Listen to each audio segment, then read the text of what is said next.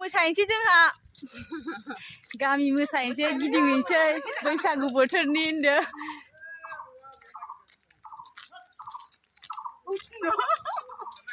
थांबाय थादो लोगोफोरजों मोसानायखौ बैसागि सिख्लाफोरना मोसाग्रा बैसागि सिख्लाफ्रा मोसानो नागिरदों गामि गामि कमाबारि महिला बुरैखौ लाथारा जोंखौ लायो दाले कमाबारि महिला आफाद कमाबारि महिलाफोर बैसागु मोसादों